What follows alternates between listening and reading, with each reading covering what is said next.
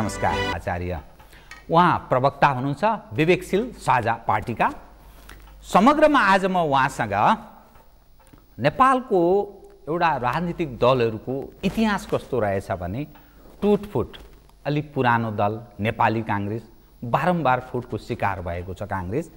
नेपालका वामपन्थीहरू पनि एकदम टुटफुटको शिकार भएका छन्।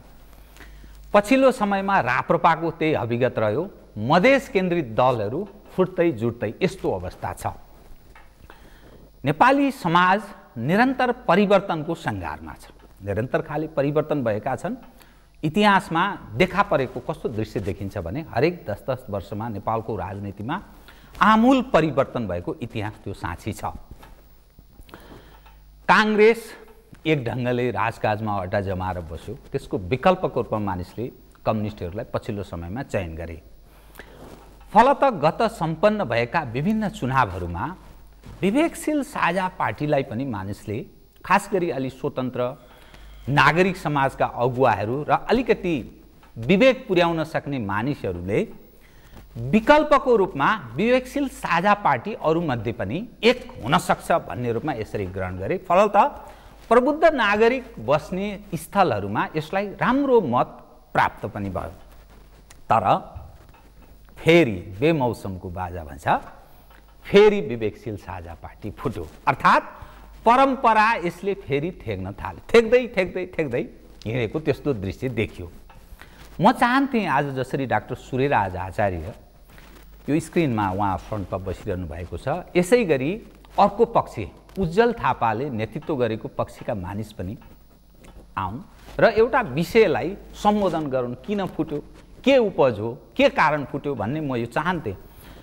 तर उहाँले के प्रश्न पार्नुभयो भने हामी ठाडै उहाँहरूसँग भेट्दैनौँ, छड्के पाए चाहिँ हान्छौँ। मैले त्यहाँका उज्जवल थापासँग कुरा गरेँ, नारायणजीसँग कुरा गरेँ, त्यस्तै मिलन पाण्डे उहाँहरूसँग पनि मैले कुरा गरेँ। फलत डाक्टर सूर्यराज आचार्यसँग आज म कुराकानी गर्दैछु। सर्वप्रथम म उहाँलाई स्वागत गर्छु। स्वागत छ यहाँलाई। नमस्कार। अब म कसरी प्रवेश गर्न चाहेँ भने हजुर इतिहास मैले अलिकति बताएँ। तपाईँहरूको पार्टीको नाम बडा सुन्दर, हजुर, विवेकशील साझा। हजुर।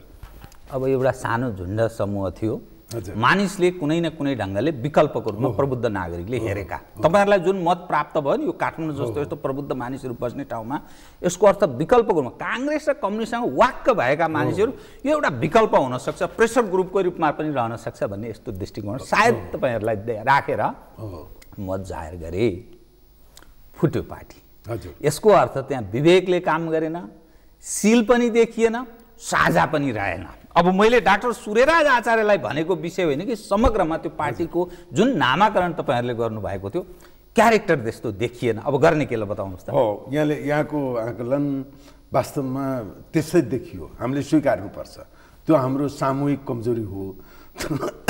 तर अघि यहाँले जुन पृष्ठभूमिमा अरू पार्टीहरूले नै यसरी फुटेको थिए सबै त्यस्तै हो कि भनेको त्यस्तै किसिमको फुटाइ चाहिँ अलिकति होइन। किनभने एउटा हेर्नुभयो भने हामी दुईटा पार्टी जोडिएको थियौँ, जसरी जोडिएको त्यो ब्लक ठ्याक्कै छुट्यो एउटा त्यसको। अब त्यसैले त्यो अरू पार्टीहरूको फुटको प्रकृति र यो फुटको प्रकृति, अझ मैले त के टिप्पणी गर्छु भने यो जुन फुट हो प्रकृतिभन्दा यो एकदम अप्राकृतिक फुट भयो त्यसमा। र थोरै त्यसको अब कारणमा यहाँले पछि पनि सोध्नु होला, अरू हामी प्रयास गरौँला। एउटा मूल कारण के हो भने जुन हामीले जुट भएर आइसकेपछि आम यो राजनीतिबाट वाक्क दिक्क भएका मात्र होइन, वाक्क दिक्क त सबै छौँ, तर एउटा पक्ष चाहिँ वाक्क दिक्कले मात्रै हुँदैन, गाली गरेर मात्रै हुँदैन, विकल्प दिनु पर्यो। गाली गर्ने मात्रै होइन, त्यसको विकल्पमा राजनीतिक हस्तक्षेप गरेर देशको रूपान्तरण गर्ने शक्ति आइदियोस् भन्ने आम एउटा आशा थियो र हामीले आशा जगाएकै हो। विश्वास चाहिँ पुरै भइसकेका थिएन। फेरि हामीलाई यहाँहरूले नै के भन्नुहुन्थ्यो भने युवाहरू छन्, अलिकति चाहिँ पेसागत पृष्ठभूमिबाट पनि आएका छन्, मान्छे असलै हुन्, तर राजनीतिक अझै बुझ्दैनन् भन्नुहुन्थ्यो यहाँले, होइन? त्यसलाई अब यो 1 वर्षको चरणमा हामीले त्यो चुनौतीलाई चिर्ने प्रयास गऱ्यौँ। तर जुन अहिले छुटिएर गएको समूह हो त्यो समूहमा अलिकति राजनीतिक चरित्र चाहिँ हामीले थप्न सकेनौँ। धेरै कोणबाट हामीले प्रयास गऱ्यौँ तर आउन सकेन। र अब त्यसले गर्दाखेरि अब यो फुटसम्म पुगेको त्यो सिलसिला यहाँसम्म पुग्यो र यसमा एउटा म यहाँको प्रश्नको उसमा अब के भन्दा यो ठेस लाग्यो तर हामीमा आत्मविश्वास पनि जागेको छ। अघि मैले जुन भने तर सन्देश त गलत गयो नि त। यो जस्तै भारतमै पनि झन्नै तपाईहरुकै जस्तो चरित्र स्थापित गरेर त्यो केजरीवालको जसरी उदय भयो नि त्यही रूपमा यहाँ पनि बुझ्दै थिए। मतलब एउटा जान सक्छ तर वाद विचार सैद्धान्तिक पक्ष अलि कमजोर भएको इतिहास अलि नभएको हुनाले कुनै ठाउँमा पुगेर यसले पनि ठक्कर खान्छ है यस्तै भन्ने दृष्टिकोण कतिपय मान्छे राख्थे। त्यो त पुष्टि भएको जस्तो देखियो। यस्तो कतिखेर यो यहाँले महत्त्वपूर्ण हो यो फुटले ठुलो कन्फ्युजन र क्षति हैन साँच्चीकै हामीलाई त आकलन भएको भए त हामी पार्टी विघटन गर्दैनथ्यौँ। उहाँहरू फुटेर गएपछि साँच्चीकै अहिले जुन तत्काल प्रभाव परेको छ नि त्यो भएको भए त हामी आशावादी भएर उयो जोड गर्दैनौँ। तर हामीमा नयाँ उत्साह थपिएको छ। के अर्थमा भने यो 1 वर्ष खास गरी त्यो समूह एउटा युवा समूह थियो र म एकीकरणको वार्तामा पनि म वार्ताकार थिएँ त्यसमा र हामीले त्यो एकीकरणको वार्तामै हुँदाखेरि पनि कस्तो थियो भने एउटा चाहिँ नि क्रेडिबिलिटी झन् राजनीति भनेको त विश्वसनीयता विश्वासको पनि हो नि। जनताको विश्वास जितेर आएपछि जन उत्तरदायी पनि हुनु पर्यो, त्यसमा अडान हुनु पर्यो, विचारमा स्पष्टता हुनु पर्यो, जान खोजेको कुरो कहाँ हो भन्ने स्पष्टता हुनु पर्यो। खालि मण्डलामा गोविन्द केसीको पछाडि मात्र गएर भएन। हामीले त्यसैमा पनि भन्यौँ गोविन्द केसीले एउटा असल नागरिकले उहाँले त आफ्ना मसिना माग पनि राख्नु होला तर राजनीतिक पार्टी त्यहाँ जाँदा त त्यसलाई राजनीतिक मुद्दामा ढाल्न सक्नु पर्यो। हाम्रो स्वास्थ्य नीति भोलि हामी सरकारमा गयौँ भने हामीले राज्यको दायित्व हो शिक्षा र स्वास्थ्य भनिया छौँ भने त त्यहाँसम्म जानु पर्यो भन्दा त्यसैमा पनि हाम्रो साथीहरू अल्मलिनु भयो। होइन गोविन्द केसीले भनेको त मानौँ त वेदकै वाक्य हुन् त्यहाँ त कति पनि तलमाथि पार्नु हुँदैन भन्ने जस्तो त्यही सिलसिलामा पनि मैले नै अलि बल मिचाइ नै गरेर एउटा प्रेस रिलिज स्टेटमेन्ट मैले जारी गऱ्यौँ। हामीले त्यसमा के थियो भने अहिलेको यो सरकार पनि माफिया पोषण गर्नेमा गयो तर अहिले जुन प्रमुख प्रतिपक्ष छ ऊ पनि पानीमाथिको वानु हुन पाइँदैन। त्यसमा एउटा प्याराग्राफ के थियो भने नेपाली काङ्ग्रेसका नेताहरू जो माइती घरमा गएर गोविन्द केसीको उसमा भाषण गर्न रमाउनुहुन्छ त्योभन्दा पहिला के गरिदिनुहोस् भने नेपाली काङ्ग्रेसको सेन्ट्रल कमिटीको बैठकबाट 48 सालमा हामीले शिक्षा र स्वास्थ्यलाई निजीकरण गर्ने गलत थियो भनेर त्यो निर्णय सच्याउनुहोस् अनि बल्ल राजनीतिक रूपमा त्यो राजनीतिक इमान हुन्छ भन्दा हाम्रो युवा समूहहरूमा त्यति पनि पचाउन सक्नुहुन्न। होइन अहिले त डाक्टर केसीको भएपछि त हामी तलमाथि त छुनै हुँदैन। मैले एउटा सानो दृष्टान्त दिएँ। त्यसैले यो 1 वर्षमा हामीले के प्रयास गऱ्यौँ भने यो हाम्रो पार्टीलाई जुन किसिमको आशा छ त्यो आशालाई विश्वासमा जमाउनु पर्यो। त्यो विश्वासमा लग्नलाई त हामीले सोचेका कतिपय अभियानका कुराहरू हामीले चाहिँ नि सुसंस्कृत राजनीतिका कुराहरू ती त राजनीतिक एजेन्डामा आउनु पर्यो अनि त्यसलाई जनस्तरसम्म हाम्रो कार्यकर्ताले गएर गाउँका चिया दोकानमा पनि बहस गर्न सक्नु पर्यो नि।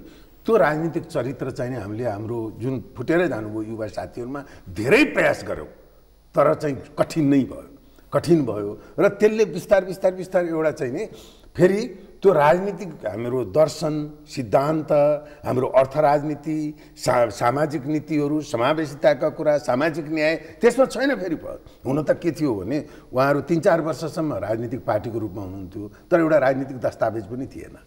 अब त्यो एउटा सामाजिक समूह असल युवाहरूको ऊर्जावान युवाहरूको सामाजिक समूहको रूपमा त्यसले एउटा सामाजिक र राजनीतिक पुँजी आर्जन चाहिँ गरेको थियो तर त्यो पुँजीलाई राष्ट्रिय राजनीतिमा हस्तक्षेप गर्ने शैलीमा उहाँहरू तयार हुनुहुन्थेन। हामीले के प्रयास गरेको हो भने त्यो मिलेर त्यो पुँजीलाई राजनीतिक तहमा लग्ने उचाइमा लान सक्छौँ भन्ने हाम्रो प्रयास थियो तर सकेनौँ। यो के कारण उहाँहरू अलग्गिनु भयो जस्तो तपाईँलाई लाग्छ? किनभने उहाँहरूले विवेकशील नेपाली दल भनेर निर्वाचन आयोगमा त उज्जवल थापाजीको नेतृत्वमा दर्ता गरिसक्नुभयो। यसको अर्थ उहाँहरू अब तपाईँहरूसँग पुनः जोडिने सम्भावना पनि छैन होला। किन त्यो हदमा पुगिसकेपछि के को कारण हुन सक्छ? यो डाक्टर गोविन्द केसीको प्रकरण पनि त्यो लोकमान सिंहको विषयसँग जोड्दै अहिलेसम्म आउँदा मानिसहरू कतिपयको यो म दावाका साथ भन्दिनँ यो अन्तर्राष्ट्रिय आइएनजिओवालाहरू विभिन्न इन्ट्रेस्ट ग्रुपले पनि प्ले गरेको छ है। गोविन्द केसी व्यक्तिगत असल तर अलि एकोरो अलिकति भनेको कुरा गर्नै पर्ने त्यसकारण यो विवेकशील भनेर जो भनिएको छ नेपाली दल, यसको उदय, यसको प्रारम्भसँगै त्यो एङ्गलबाट पनि जोडेर हेर्दा रहेछन् कुनै अन्तर्राष्ट्रिय त्यस्तो पक्षहरूले पनि प्ले गरे हो कि अथवा अरू कुनै कारण छ तपाईँहरूबाट अलगिनुको पछाडि? कृपया। होइन, म यो डाक्टर गोविन्द केसीको जुन अभियान छ त्यसमा त हामी त्यहाँ कुनै पनि उहाँलाई तपाईँको त्यस किसिमका आशंका गर्ने त्यहाँ ठाउँै छैन। उहाँको जुन हो उहाँको अभियान, उहाँ एकल गान्धीयन अभियान उहाँले चलाउनु भएको छ।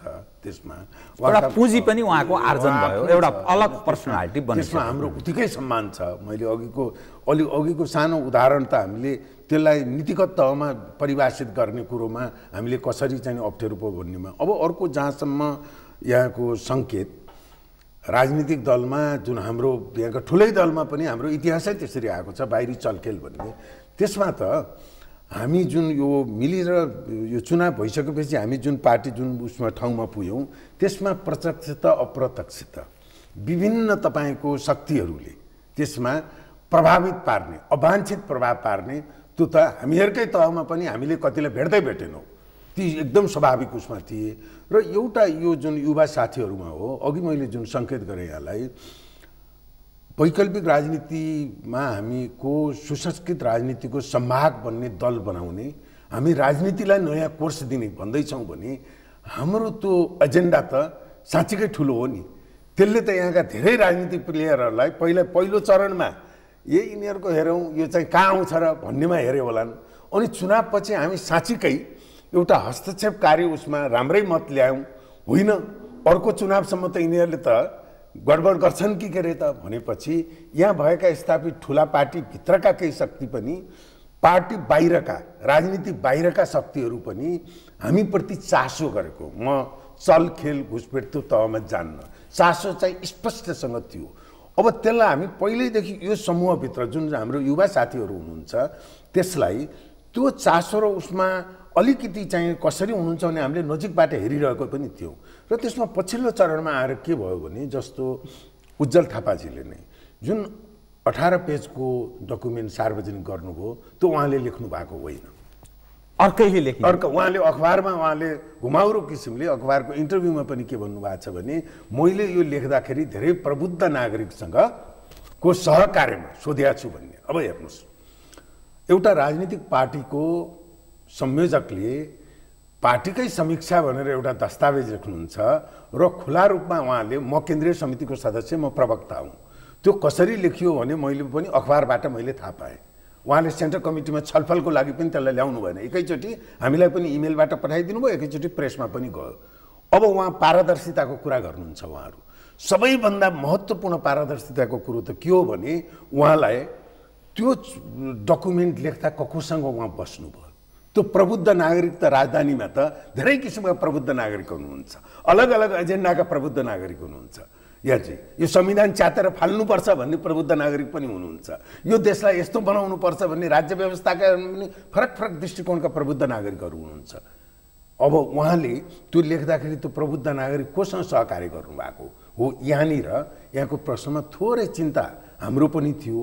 तर म अहिले उहाँहरूलाई अड्कल गर्न चाहन्न, हामी शुभकामना नै भनेको छौँ। अहिलेसम्म बिस्तारै उहाँका गतिविधिहरूले देखिएलान्। तर एउटा के रहेछ भने जुन पहिला अहिले विवेकशील नेपाली दल भनेर उहाँहरू 3-4 वर्ष क्रियाशील हुनुभयो, उहाँहरूको राजनीति गर्ने शैली कस्तो रहेछ भने मेन्टर र भाइ बहिनी, त्यो सामाजिक सम्बन्ध नजिक भएका अनुयायीहरू पार्टी सदस्यहरू पनि कस्तो भने त्यो एउटा एकदम क्लोज सामाजिक सम्बन्ध भएको एउटा चाहिँ तपाईँको, अब म यसलाई क्लब नै भन्न चाहने थिइनँ, अहिले भन्नै पर्यो। त्यो चाहिँ सामाजिक क्लब जस्तो एकदम घनीभूत सामाजिक सम्बन्ध भएको, तर राजनीतिकका कुराहरू चाहिँ नि राजनीतिक चरित्र विकास नभइसकेको। अनि सबभन्दा त्यसमा खतरनाक पक्ष के भने यसरी अभियान चलाउनु पर्यो, कुनै राजनीतिकै कुरा गर्नु पर्यो भने मेन्टर, त्यो मेन्टर चाहिँ कहाँ त पर्दा पछाडि। अनि हामीले पनि यो पार्टी एकीकरण भइसकेपछि पनि कुनै कुनै बेला उहाँहरूले भन्नुभएको हाम्रो केन्द्रीय समितिमा यो सञ्चालन गर्न कुनै जस्तो हामीले दर्शनका कुरा, सिद्धान्तका कुरा 3-4 दिन चाहिँ हामीले बहस गरेर टुङ्ग्यायौँ। अब उहाँहरूको त्यसमा चाहिँ डेप्थ पुगेन भने होइन, यसमा त बाहिरबाट चाहिँ हाम्रो एडभाइजरहरू ल्याउन, हैन कुनै पनि पार्टीको केन्द्रीय कमिटीको बैठक भनेको त सोभरेन बढ्यो। हामीले के भन्यौँ भने होइन तपाईँहरूको त्यस्तो पहिलेदेखि काम गर्नु भएको मेन्टर हुनुहुन्छ केन्द्रीय समितिमै ल्याउँ न। हामी त प्रबुद्ध नागरिक युवा महिला जनजाति हामी त हाम्रो केन्द्रीय समिति हेर्नुभयो भने समावेशीको हिसाबले हामी त त्यसमा उदार छौँ भन्दा एउटा समूह कस्तो उहाँहरूसँग नजिकमा काम गरेको रहेछ भने राजनीतिको त्यो पोखरीमा हाम फाल्ने कुरो पनि नगर्ने तर पाखामा बसेर सबै त्यसको चाहिने अब मेन्टरसिप सल्लाह र त्यो चाहिने राजनीतिक एजेन्डाहरूलाई चाहिने त्यहाँबाट चलाउने अब त्यो चाहिँ हामीले निरन्तरता दिन चाहेनौँ। त्यो त फेरि हामीले राजनीतिक रूपमा त्यसरी गऱ्यौँ भने राजनीतिक इमान हुँदैन। हामीले जनताप्रति उत्तरदायित्व हुनुपर्छ। जस्तो हामीले पहिलो निर्देशिका हेर्नुहोस् हामीले कूटनैतिक निर्देशिका पास गऱ्यौँ। मलाई पनि कतिपय हाम्रो संयोजक रविन्द्रजीलाई हामीलाई सिनियर लिडरहरूलाई कतिपय राजदूतावासबाट यो कुरा गर्नु पर्यो तपाईँहरूको त अल्टरनेटिभ पार्टी होइन तपाईँहरूलाई हामीले विदेश घुम्ने टिममा राखिदिएछौँ भने आपत्ति गरौँ। सुन्नुहोस् हाम्रो कूटनैतिक निर्देशिका छ हामीले परराष्ट्रबाट मात्र समेत त्यो ढङ्गले प्रस्ताव आउँछ कि नेपालमा त्यो ढङ्गले प्रस्ताव आइसकेको थियो। हेर्नुहोस् हामीलाई आइसकेको थियो। अब हामी चाहिँ के थियो भने यो राजनीति गर्ने भनेको भोलि हामी प्रमुख एउटा चाहिने सशक्त शक्ति भएर आयौँ भने हामीप्रति कस्ता दाउपेच हुन सक्छन् कस्तासम्म दबाव हुन सक्छन् भित्रबाट बाहिरबाट त्यो कुरामा हामी एउटा नेतृत्वको पंक्ति चाहिँ एकदम स्पष्ट थियौँ त्यसमा।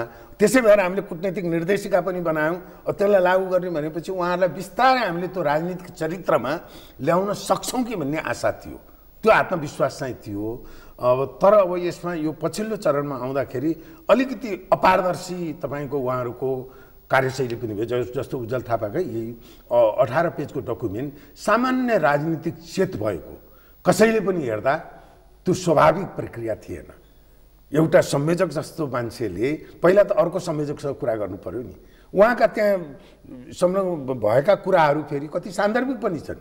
अब उहाँले भन्नुभएको छ पार्टी गलत दिशामा गयो भन्नु भने त पहिला त केन्द्रीय समितिमा बहस हुनुपर्ने हो नि त। त्यो त राजनीतिक चेत छैन भन्ने त मैले पनि अलिअलि किन बुझेँ भने मैले उज्जवल थापाजीसँगै मैले कुरा गरेँ। त्यसपछि गोविन्द नारायणजी हुनुहुँदो रहेछ अर्को मिलन पाण्डे यी सबै खाले मानिससँग डाक्टर सूर्यराज आचार्यसँग तपाईँहरू बस्नुहोस् भन्दा हामी डाइरेक्ट चाहिँ भेट्न सक्दैनौँ अर्थात् कन्फिडेन्स छैन भन्ने कुरा त त्यो बुझ्न सकिन्छ। अब म यहाँको ध्यान नि नेपालको इतिहासमा कस्तो देखिन्छ भने नि कांग्रेस एक खाले इतिहास बोकेर हिँडेको छ। दक्षिणतिर उसले आफूलाई टिल्ट सो गर्छ है।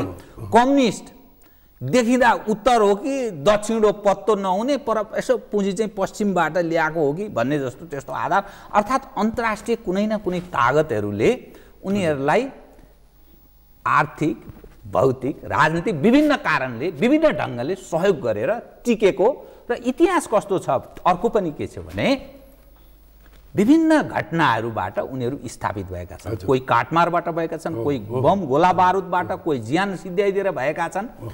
तपाईहरूको जुन खालको पर्सनालिटी छ डाक्टर सूर्यराज आचार्य असल इन्जिनियर पढे लेखेको व्यक्ति तपाईमा कुनै विवाद त्यस्तो गाली गर्नुपर्ने अर्थात् यो गरी खाने मान्छे होइन भन्नुपर्ने कारण छैन। रविन्द्र मिश्र अस्तिसम्म पत्रकार हुनुहुन्थ्यो अन्तर्राष्ट्रिय कुनै एउटा संस्थामा। त्यस्तै मुमारामजी उहाँको पृष्ठभूमि माओवादीसँग आबद्ध। अब तपाईहरूको एउटा टावरिङ पर्सनालिटी यही हो। इतिहास त्यस्तो छैन। नेपालको र खास गरी एसियन ट्रेन्ड चाहिँ कुनै न कुनै लिगेसीले काम गर्छ। विगतदेखि के गरेको थियो त भन्ने पावर ओरिएन्टेड हाम्रो सोसाइटी छ बडा कमजोर गरिब वर्गहरू बस्ने मानिसहरूको बस्ती छ। त्यो कसरी तपाईहरु चलाउन सक्नु होला यो दल मेरो यस सवालमा चाहिँ मेरो कन्सर्न हो। होइन यो हामीलाई आत्मविश्वास भन्नु अहिले चलाउन सक्छौं भन्ने त त्यो त देखिने कुरा हो। अब के हुन्छ भने यसरी कुनै पनि सुरुवात गर्दा हामीले कुनै चीजको अनुसन्धान नै गरौँ भने त्यो के हुन्छ भने तपाईलाई फलामलाई सुन बनाउन सकिँदैन त्यसको आधारभूत विज्ञानले त्यो चाहिँ।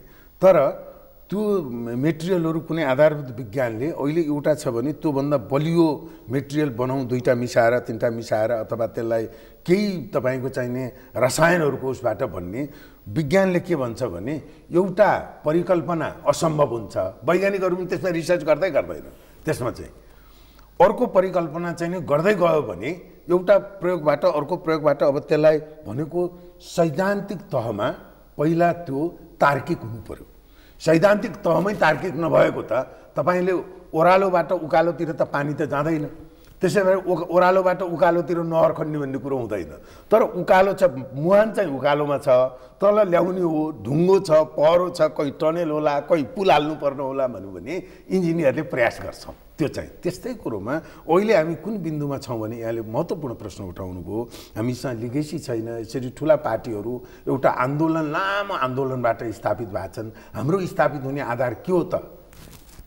त्यो आधार के हो भने अहिले हरेक नागरिकको मनमा जानुभयो भने युवादेखि वृद्धसम्म हरेकसँग अहिलेका यी दुईटा ठुला पार्टीहरूले अब यो देशले निकास पाउँदैन कि हामी यसरी नै अर्को 40 वर्ष 50 वर्षसम्म पनि एउटा अथवा अर्को न्युले, अब यो सरकार अहिले 2/3 छ, उहाँले कर्मचारीले काम गर्न दिएन भन्नुहुन्छ, अर्को सरकार आउला, अब यङ पार्लिमेन्ट आउला अर्कोमा, हामी त संयुक्त सरकार भयो भने यसरी नै अर्को 50 वर्ष जाने हो कि भन्दा नागरिकहरूले अब त्यो स्वीकार गर्दैनन्। विकल्प स्पष्ट खोजेको छन्।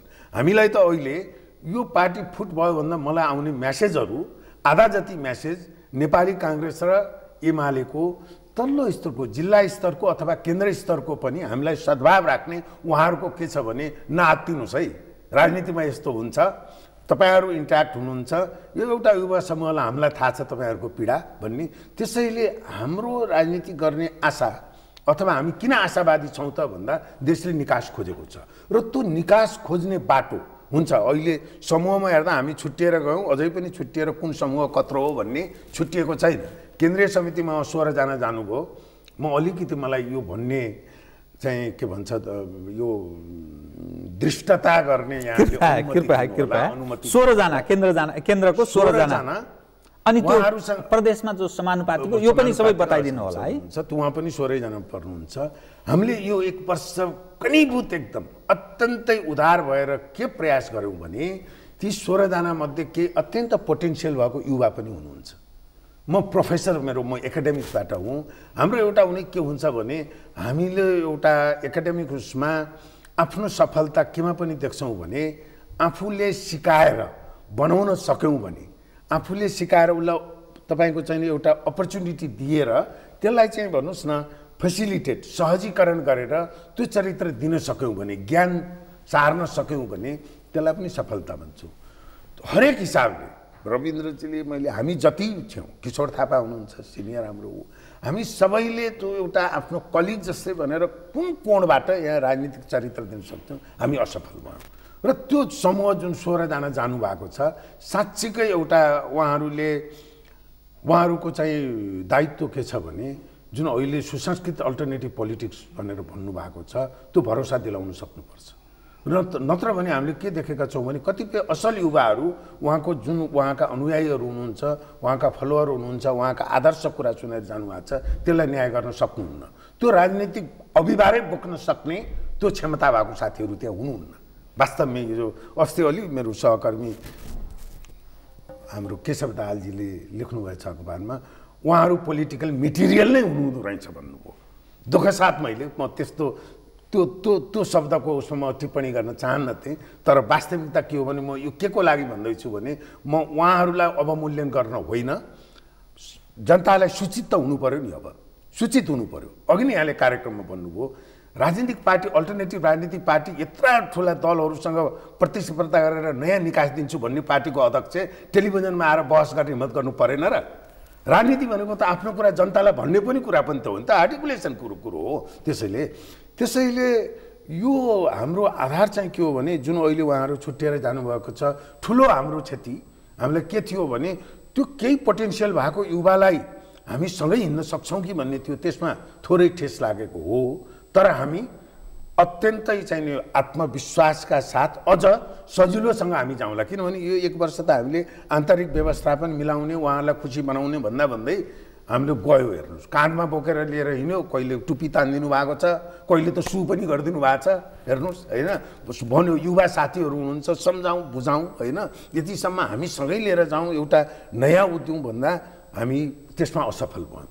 अब उहाँको पनि कमजोरी होला, हाम्रो पनि होला। हामी नेतृत्वमा भएपछि यहाँहरूले भन्दा त तपाईँहरू पाको मान्छे, उहाँलाई बुझाउनु पर्थ्यो भन्न पाइन्छ त्यतिसम्म। त्यसैले अगाडि जाने कुरामा हाम्रो आधार, हामी जेल पनि बसेका छैनौँ, हामीले आन्दोलन पनि ठुल्ठुला तोडफोड यो गर्ने पुलिसका गोली पनि खाएका छैनौँ।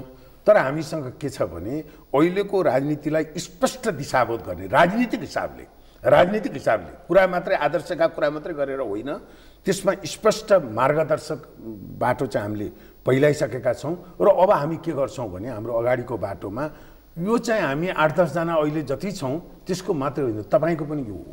अहिलेको राजनीतिसँग तपाईँसँग गुनासो छ भने यो निकास गर्ने आउनुहोस्। हामीले कार्यकर्ता खोज्दै सङ्गठन होइन, हामी नेता खोज्दै हिँडेको छौँ। र हाम्रै संयोजक रविन्द्र मिश्र अहिले हामी जुन संवादमा हुन्छौँ उहाँ कस्तो नेता खोज्दै हुनुहुन्छ भन्दा यो राजनीति चलाउनको लागि मभन्दा राजनीतिक सुझबुझ भएको, मभन्दा अझ हाँक्न सक्ने, तपाईँ आउनुहोस् म छोडिदिन्छु भनेर ती संवादहरू हुन्छ।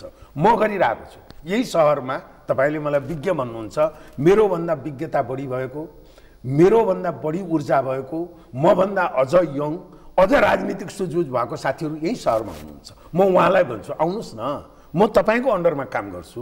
त्यसैले यो जुन टुटफुट पद यसको लागि भन्दा हामी अलि फराकिलो दायराबाट अब नयाँ किसिमले अगाडि जाने झन् हामी त आत्मविश्वास बढेको छ। विश्वास आर्जन गर्ने प्रयत्नमा तपाईँहरू हुनुहुँदो रहेछ कि।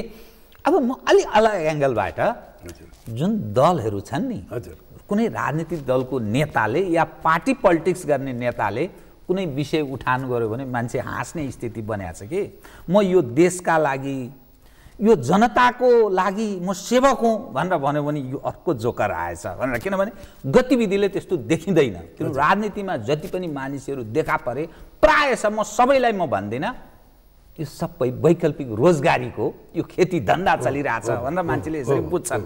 अनि तपाईँहरू जुन प्रयत्न गरिरहनु भएको छ नि, देख्दा वाक्क भइसकेको छ। मानिसले एउटा कुनै न कुनै ढङ्गले सिभिल सोसाइटीको एउटा नागरिक समाज, एउटा प्रेसर ग्रुप जस्तो भए अलिकति बढ्ता आकर्षण बढ्थ्यो कि यो दलै खोलेर जो प्रयत्न गर्नुभएको छ नि, एकखेप तपाईँहरूप्रति आकर्षण थियो।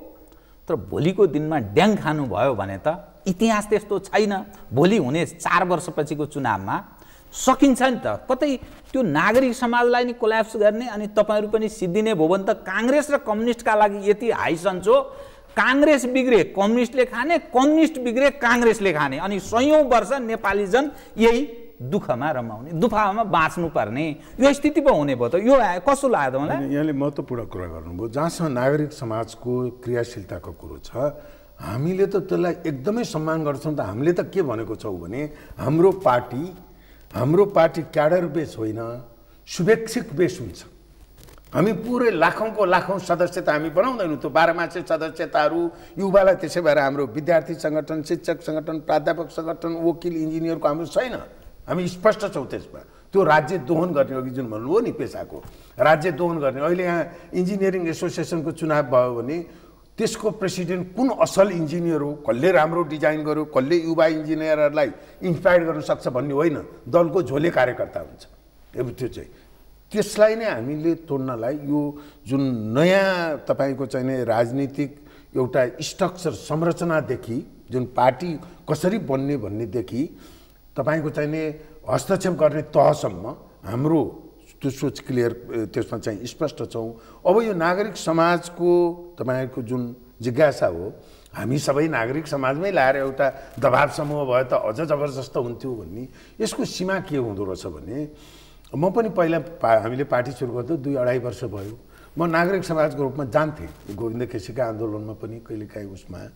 अनि त्यसमा मलाई के लाग्थ्यो भने यो नागरिक समाजको वैधताको सीमा जहाँसम्म यो एउटा अध्यता छु भने सरकारको मेरो विषयमा भएका नीतिहरू भए त्यसमा आलोचना गर्नेसम्म मलाई सहज हुन्छ नागरिक समाजको सदस्य भएर।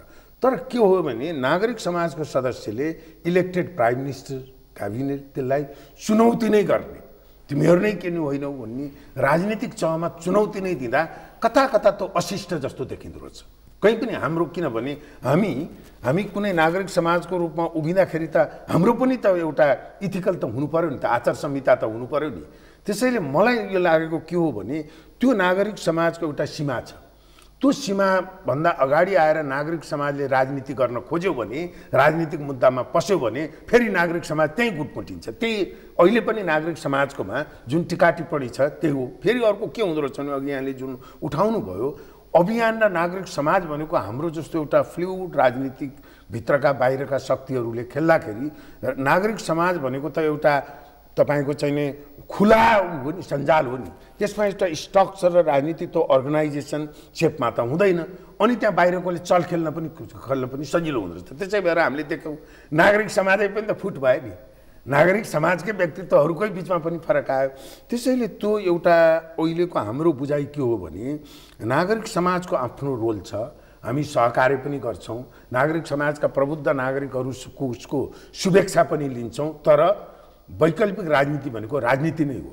त्यहाँ आउने, त्यहाँ भाग लिनेले त्यो नागरिक समाज मात्रै होइन, त्यसले स्पष्टसँग अघि नै मैले अनुरोध गरेँ, त्यो राजनीतिक दलले वैकल्पिक राजनीतिको संवाहक भएर अहिलेका राजनीतिक विकृति चिर्नेसम्म देशभित्रका शक्तिको अवाञ्छित हस्तक्षेप, बाहिरियाको अवाञ्छित हस्तक्षेप त्यो थाम्नेसम्म जानु पर्यो। र त्यसमा हामी स्पष्टता हेर्नुहोस्, यहाँ जुन जटिल बनाइन्छ नि, नेपाल एउटा भू राजनीति जटिलता भएको सानो देश हो, दुईटा छिमेकी छन्, अरू चाहिँ छन्, यहाँ त सकिँदै सकिँदैन विदेशीले। हाम्रो यो अहिलेको छोटो अनुभव पनि के हो भने हामी स्पष्ट छौँ भने कुनै एउटा पोलिटिकल पार्टी कुनै लोभ लालच छक्का पन्जा यो नभइकन यो राष्ट्रको स्वार्थलाई केन्द्रमा राख्ने हो भने कमजोर हुँदैन, गर्न सकिन्छ।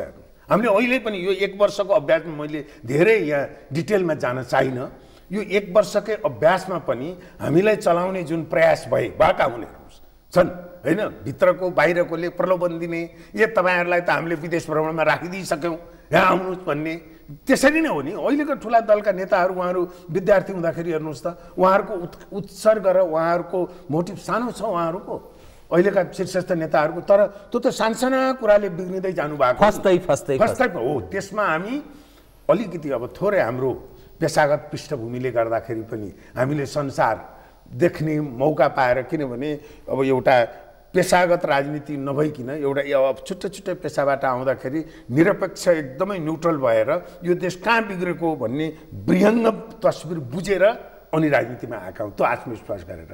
त्यसैले अब यसलाई जुन नागरिक समाज पनि खतम हुने, तपाईँहरू पनि खतम हुने हो कि भन्ने कुरामा हामीलाई त्यस्तो लाग्दैन। हामी एकअर्काका पूरक हुन्छौँ। नागरिक समाजले पनि दबाव समूह हुन्छ, त्यो नागरिक समाजको दबाव समूहलाई जुन मुद्दा हामीहरू मिल्छौँ त्यसलाई चाहिँ हामी राजनीतिक तहमा हस्तक्षेपको रूपमा राजनीतिक दबाव समूहको लागि राजनीतिक दल नै चाहिन्छ।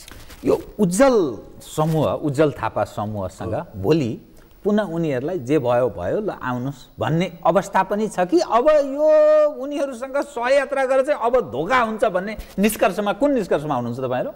हामीहरू के उहाँहरू? तपाईँहरू। हामीहरू के छौँ भने अघि नै भने यो 1 वर्ष साँच्चै भन्ने हो भने हाम्रो सम्पूर्ण प्रयास चाहिँ नि उहाँहरूमा राजनीतिक चरित्र भर्नेमा हाम्रो खर्च भयो। कहिले फकाएर, कहिले मिलाएर, कहिले सम्झाएर, कहिले प्रशिक्षण गर्दै पनि अब यही हेर्नुहोस्, जसरी पार्टी फुट्यो, जुन अरू दल भन्नुभयो नि, ती दलहरूको फुट्ने, एमाले फुट्यो, महाकाली सन्धि फुट्यो, त्यो त महाकाली सन्धिभन्दा सन्धि मात्रै देखिन्छ, त्यसमा त धेरै राजनीतिक कुराहरू त्यो जोडिएका छन् नि। अब उहाँहरूलाई नै सोध्नुभयो भने उहाँहरूको पहिलाको विवेकशील नेपाली दल हुँदा त राजनीतिक दस्तावेज नै थिएन। हामी आएपछि मैले त्यसको अहिले हाम्रो जुन राजनीतिक दस्तावेजको छ मैले संयोजन गरेको थिएँ र त्यसलाई हेर्नुभयो भने हाम्रो दर्शनदेखि कल्याणकारी लोकतन्त्र भनेरै हामीले कोइन गर्यौँ र हामी त त्यसको राष्ट्रिय अन्तर्राष्ट्रिय सम्मेलन गर्ने हाम्रो योजनामा थियो। हेर्नुहोस्, वैकल्पिक राजनीतिको जुन अहिले संसारभरकै अर्थ राजनीति हेर्नुभयो भने बजार अर्थतन्त्र पनि फेल भएको छ, तपाईँको केन्द्रीकृत चाहिने साम्यवादी अर्थतन्त्र पनि फेल भयो र अहिलेको नयाँ जेनेरेसनले त त्यो नयाँ एउटा बाटो दिने। अरू उहाँहरू भन्दा युवा भन्नुहुन्छ, युवा भनेको त मेरो घरमा पनि मेरो छोरछोरी युवाहरू छन्, म सोध्छु उहाँले भन्छ। अनि यो जुन 16 जनाको समूह गयो त्यहाँबाट कुनै पनि एउटा युवाले इन्सपायर्ड गर्ने हो, उहाँहरूले अभियानहरू लिड गर्न सक्नुहुन्छ। त्यो भने त्यही मात्र भन्नु पर्यो कि राजनीतिक इमान त्यो तपाईँले हामी अभियान गर्छौँ, उहाँहरूले भूकम्पको बेलामा गर्नुभयो, त्यो त राम्रो सामाजिक पुँजी जेनेरेट गर्नुभयो, अझै पनि हामी सम्मान गर्छौँ। त्यो हो भने उहाँहरूले त्यो मात्रै भनिदिनु पर्यो। राजनीतिक दल बनाउन जानु भएन। राजनीतिक दल बनाउन जाने हो भने इमान के हुन्छ भने त्यो राजनीतिक दलले उठाएका एजेन्डा बोक्न सक्ने किसिमको केन्द्रीय नेतृत्व हुनु पर्यो। त्यो राजनीतिक दलले खोजेका मुद्दाहरू त्यसलाई चाहिँ नि लिपिबद्ध गरेर एउटा राजनीतिक दर्शन सिद्धान्त ती सबै त्यो त भोलि सरकारमा जाने हो नि त, मन्त्री चलाउनु पर्छ त्यहाँको। र अहिले हाम्रो केन्द्रीय समिति उहाँहरूको जुन 16 जना जानुभयो, उहाँहरूले युवाकै कुरा गर्ने हो भने मलाई कहिलेकाहीँ मैले रिफ्लेक्ट गरेर हेर्दाखेरि के हुन्थ्यो भने उहाँहरूको हाम्रो छलफलकै क्रममा पनि हामीले जस्तो अहिले हामीले केन्द्रीय समितिमा हाम्रो क्षेत्र नम्बर 3 प्रदेश नम्बर 3 को संयोजक 35 वर्षीय युवा समीक्षा बास्कोटा हुनुहुन्छ। उहाँहरूले विरोध गर्नुभयो, उहाँ युवा होइन। मलाई अचम्म के लाग्यो भने अनि को त भनेपछि उहाँहरूको त जुन पहिला 200-250 जना युवाहरू उहाँको अभियानमा सामेल हुनुहुन्छ त्यो चाहिँ ए ग्रेडको युवा, जङ्गबहादुरले राणाहरूको क्लासिफिकेसन गरे जस्तो उहाँहरूको जुन सामाजिक सम्बन्ध भएको हुनुहुन्छ नि त्यो युवा चाहिँ ए ग्रेडको युवा। अनि अलि अरू पछि ठिकै छ हाम्रो पार्टीसँग मिलेको सहरमै भएको चाहिँ बी ग्रेडको युवा। अनि अझ ताप्लेजुङ इलाम बझाङतिरको त सी ग्रेडको युवा। त्यो भन्ने मलाई अचम्म लागेको त के हो भने युवा युवा भनेर हामीलाई आक्षेप पनि लगाइन्छ। अडियोको अखबारमै आएको छ युवालाई किनारा गर्न लागि आउनुहोस् न बहस गरौँ। हाम्रो युवालाई ल्याउने दृष्टिकोण के हो, हाम्रो के हो? हामी त धेरै फराकिलो। मैले पटक पटक सार्वजनिक रूपमा भने हामी भोलि सरकारमा गयौँ भने म के प्रस्ताव गर्छु भने जुन एउटा युवा भन्नुहोस् 30 वर्ष 32 वर्ष 35 वर्षको क्षमतावान युवा जसले एन्टरप्रेनर गरेर केही रोजगारी दिएको छ, जसले अर्थतन्त्र बुझेको छ अथवा पढेको होला, समाज सेवै गरेको होला, उसलाई 1 हप्ता अगाडि पार्टीको सदस्यता लिएर अर्थमन्त्री बनाउनको लागि म खुला छु। हामीले युवालाई अपर्च्युनिटी दिने भनेको त अहिले काङ्ग्रेस र तपाईँको नेकपाको युवालाई दिने भनेको के 16 वर्षदेखि राजनीति गर्न लगाइदियो अनि उसमा क्षमता छैन, 45 वर्ष 50 वर्ष हुँदा मन्त्री हुन्छ अनि उसले के जान्दछ? ऊ ठेकदार खेलाउने मात्रै जान्दछ, राज्य चलाउने पनि जान्दैन। हामीले खोजेको त युवाको युवामयलाई हामी राजनीतिमा बर्बाद पार्न चाहँदैनौँ। हामीसँगै जुन अहिले छुट्टिएर जानुभयो युवाहरू, उहाँलाई हामीले के भन्छौँ भने तपाईँहरू है तपाईँहरूको पढाइ हेर्नुहोस् है, कति पढ्दै हुनुहुन्छ, तपाईँहरू व्यवसायमा हुनुहुन्छ भने त्यसमा हेर्नुहोस् है, तपाईँहरूले थोरै समय दिए पनि हुन्छ पार्टीमा भन्ने। त्यसैले अब यो तपाईँको जुन यो अहिलेको हाम्रो थोरै मतभेद र चाहिने जुन यो राजनीतिक कुराको आयो, यो चाहिने गठजोड नमिल्ने कुरामा त्यही समस्या चाहिने राजनीतिक चरित्र नै आएर त्यसमा त्यो जोडिएको हो। त्यसैले अब उहाँहरूलाई हामीले अहिले फेरि मिल्दिनुहोस् यो भन्नेमा किनभने हामी थाकिसक्यौँ। यो 1 वर्ष पुनर्मिलनको सम्भावना एकदम कम छ। अब म कार्यक्रमको अन्त्यतिर आएँ कि यहाँसँग कुरा बडा महत्त्वपूर्ण चरणमा हामी कुरा गर्दैछौँ, महत्त्वपूर्ण विषय उप। अब तपाईहरूलाई आश त गरेको, तर विकल्पको रूपमा मानिसहरू के सोच्छन् भने नि यो सबै जो राजनीतिक सिस्टमकै बारेमा मानिसले यो झरेक खाले जुन सिस्टम हामीले प्रयोग गऱ्यौँ, यो सरकार बनेको 11 महिना लगभग हुन लाग्यो, कम्युनिस्टको सरकार। 7 सालदेखि यसो हेर्दा 7 सालको एक खाले प्रजातन्त्र, 17 सालपछिको अर्को एउटा अवस्था, 46 पछिको एक खाले डेमोक्रेटिक कुरा, प्रजातन्त्र भन्थे, 62-63 मा लोकतन्त्र। तपाईँले पनि अघि भन्नुभयो, हामीले पनि लोकतन्त्र भन्ने नै भाषा प्रयोग गरेका छौँ भनेर भन्नुभयो। यो सिस्टम नै हामी कहाँ, किनभने गरिबी छ, अशिक्षा छ, अभाव छ, पछौटेपनको जुन नेपाली शिकार भएका छन्, लामो हामी 13 वर्ष लगभग यो गणतन्त्रको हामीले अभ्यास गरेका छौँ। नेपाली विदेशी नै क्रम रोकिएको छैन। कुनै नयाँ उद्योग धन्दा आउने विश्वासिलो अवस्था बन्ने सम्भावना पनि अहिलेसम्म त्यस्तो केही देखिँदैन, गफ त छ। त्यसैले यो सिस्टमै काम लाग्दैन क्या हो भन्ने दृष्टिकोण राख्ने मानिस पनि हाम्रो समाजमा प्रशस्त मात्रामा देखा पर्न थाले। के ठान्नुहुन्छ तपाईँहरू? अब यसलाई हामी के भन्छौँ भने जुन प्रणाली नै अब पनि व्यवस्था परिवर्तन नै अर्को भन्नेमा हामी के ठान्छौँ भने नि हेर्नुहोस्, जस्तो पञ्चायत नै भन्नुहोस्, हामीले एउटा लेसन लर्नर के हो भने पञ्चायतमा 30 वर्ष पञ्चायत जसरी चल्यो, पञ्चायत टुङ्गिने बेलामा हाम्रो जीवनस्तर जुन थियो, पञ्चायत ठिकठाकसँग चलिदिएको भए त्यही पञ्चायतभित्र पनि देश विकास हुन सक्थ्यो। त्यहाँ राज्य सञ्चालनको कमी, हाम्रो इकोनोमिक योजना तर्जुमामा कमी त्यहाँ थियो। 46 सालपछि अर्को 30 वर्ष हुन लाग्यो। यो 30 वर्षमा पनि राजनीतिक अस्थिरताहरू विभिन्न थिए। त्यो हुँदा पनि इकोनोमिक डेभलपमेन्ट, हाम्रो राज्य सञ्चालन, सुशासनको कुराहरूलाई राजनीति र उसबाट फरक गरेर गर्न सकिन्थ्यो नि त। कोरिया त मिलिट्री शासन हुँदाखेरि डेभलप भएको हो, थाइल्यान्डमा पनि त्यहाँ प्रजातन्त्र नहुँदै भएको। त्यसैले हाम्रो बुझाइ के हो भने अहिलेको व्यवस्थामा टीका टिप्पणी छन्, त्यसमा त्यो भित्र सबै कुराहरू पर्फेक्ट पनि छन् भन्ने होइन।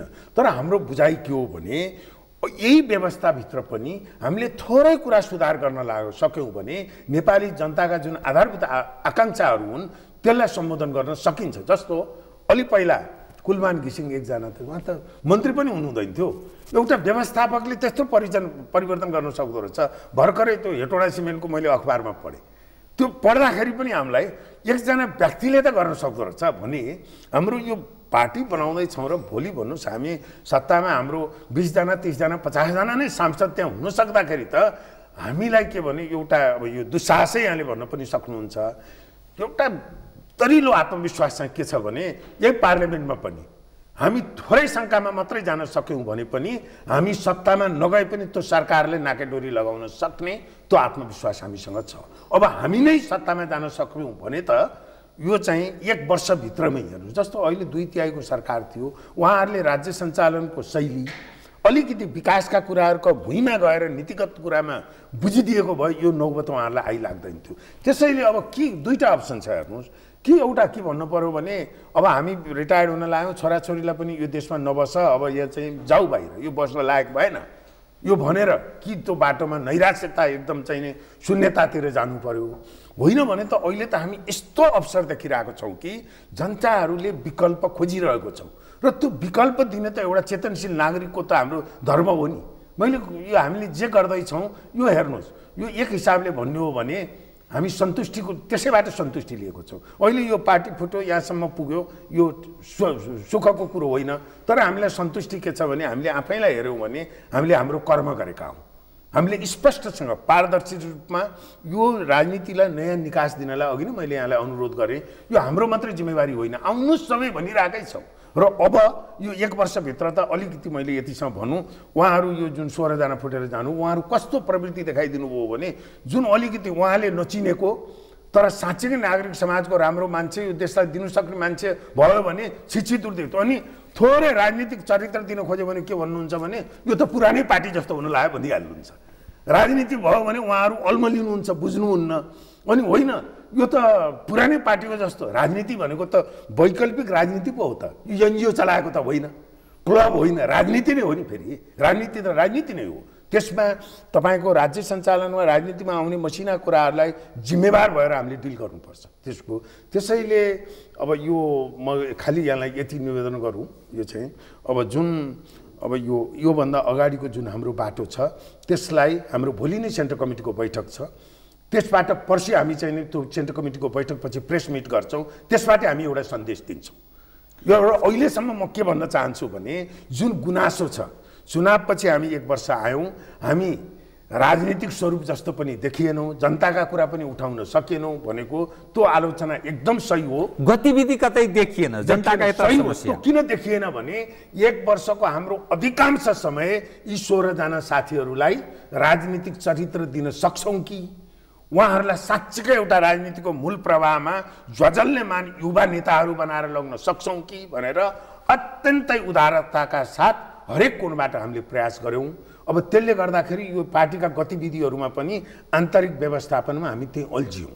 यो चाहिँ अब त्यसले गर्दा अब हामी आफै आलोचित पनि छौँ, हाम्रो तर्फबाट पनि केही कमी कमजोरीहरू, किनभने नेतृत्वहरू त हामी भएको भए त यो नौबतै आइलाग्दैन थियो, गर्न सक्थ्यौँ होला। त्यो चाहिँ अब थोरै अहिले हामीले हेर्दाखेरि हाम्रो बुझाइमा अलिकति कमजोरी के रहेछ भने यो समूह जुन साथीहरू जानुभयो यो साँच्चीकै राजनीतिक मेटेरियल त हो कि फलाम त स्प्रिङकै फलाम हो, यसलाई खुकुरी बनाउन सकिन्छ कि भनेर प्रयास गर्नु के गर्ने धार लाग्यो लाग्दै लाग्यो। ठिक कार्यक्रमको अन्त्यमा आए, व्यवस्थाको दोष छैन, सबल नेतृत्वको हामीलाई अभाव छ हैन। तर मान्छे त धेरै समय कुर्दैन, कुर्लान चाहिँ कतिसम्म 4 वर्ष 10 वर्ष।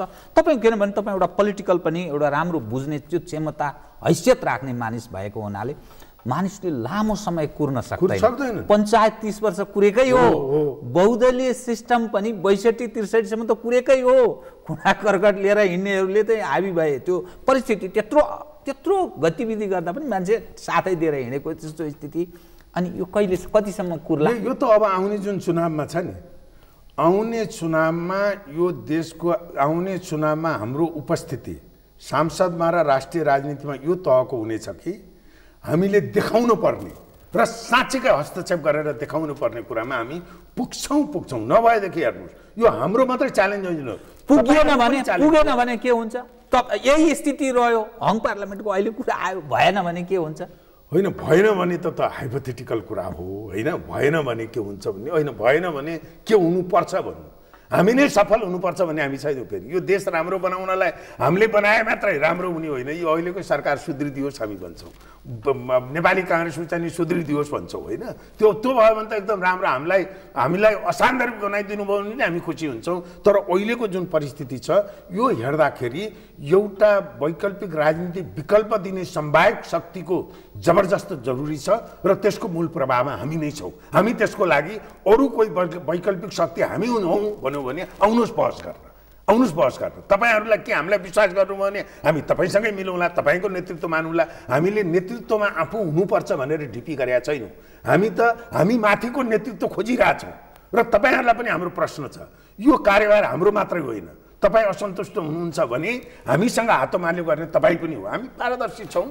हामी चाहिँ नेतृत्व भन्नुहोस् न, राजनीतिक पार्टीमा जुन टुटफुट भयो, आफूलाई गाइड गर्ने नेतृत्व खोज्दै हिँड्ने भन्ने अहिलेसम्म त्यस्तो राजनीति सुरु भएको थियो। हामी त्यो गर्दैछौँ। मेरो नेतामा खोज्दै हिँडेको छु, आउनुहोस्। हामीले त यो सुरुमा बिउ मात्रै रोपेर एउटा प्लेटफर्म बनाएका हौँ। हामीलाई थाहा छ यसलाई लग्नको लागि कति चुनौती छ भन्ने, र अवसरका ढोका खुल्दैछन्। यी ठुला पार्टीका भित्रैको हेर्नुहोस् तलसम्म असन्तुष्टि छ। त्यसैले हामी आउने चुनावमा विकल्पको रूपमा हामी प्रस्तुत हुन्छौँ होइन। तपाईँहरूको आशा सफलता प्राप्त होस् है तपाईँहरूलाई। कार्यक्रममा धन्यवाद, शुभकामना पाऊँ, शुभेच्छा पाऊँ। धन्यवाद यहाँले मौका दिनुभयो। आदरणीय दर्शकवृन्द, उहाँ त डाक्टर सूर्यराज आचार्य, प्रवक्ता विवेकशील साझा पार्टी। पछिल्लो देखिएको राजनीतिक तस्बिर र विवेकशील पार्टीको विभाजन उप कतिपय विश्लेषण गर्दै म लगायत मेरो सम्पूर्ण युनिटलाई कार्यक्रमबाट बिदा दिनुहोस्। तर सगरमाथा टेलिभिजन हेर्दै रहनुहोला। नमस्कार।